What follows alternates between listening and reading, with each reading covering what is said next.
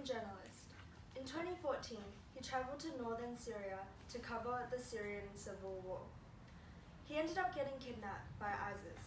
Being used as leverage for ransom, millions were demanded from his middle-class family.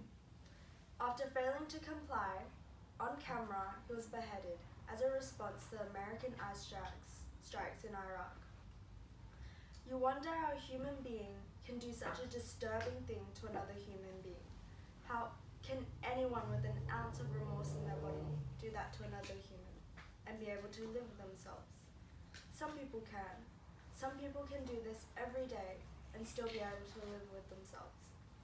To others, they're deemed monsters and heartless without an ounce of sympathy in their body. But what if it wasn't their fault? What if their levels of sympathy are beyond their control?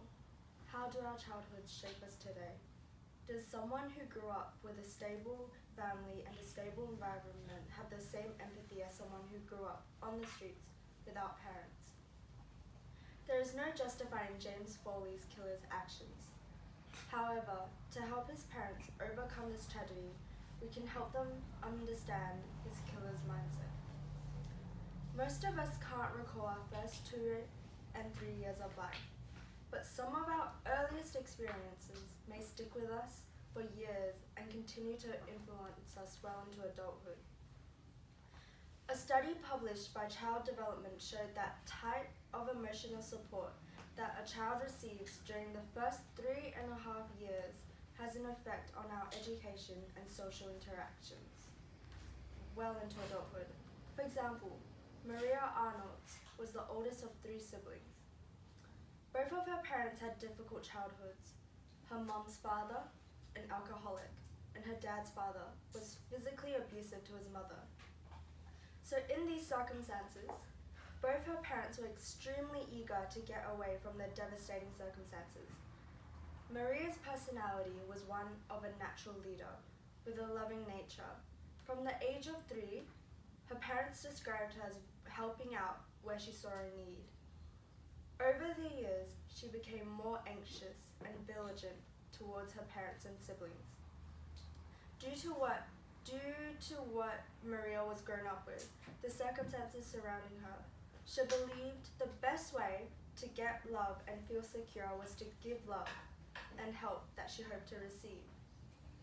From her beliefs of love, she began to surround herself with people who needed her but failed to give back equally. Maria's parents were emotionally unstable. They had her at a young age. This caused her to develop an unhealthy mindset towards showing and giving love towards others. We are fascinatingly unbalanced. As a result, from our childhood, we tend to sail too much in one direction or another. We are either too assertive, too aggressive, too timid, too focused on commercial success, or excessively lackadaisical. Yet, because we are reluctant historians of our emotional pasts, we manifest the assumptions that these characteristics can never be altered or modified. We develop the mindset that these traits were just the way that we're made. The girl, easily angered, will always be angry, and the boy that cares too much will always be classified as over-emotional.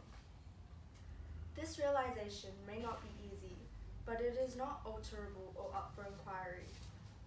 The truth, however, is more bright and possesses more hope.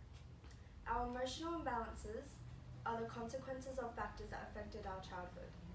In the face of viciously competitive parents, we took refuge in underachievement. Surrounded by maternal unreliability, we had to overachieve around finances and social hierarchy. Hurt by a dismissive parent, we fell into patterns of emotional avoidance. An inattentive parent led to a personality of tiring, constant attention seeking from others. There is always a logic and there is always a history. Our imbalances date from our past because they reflect the way of thinking and behavioral instincts of our childhood selves.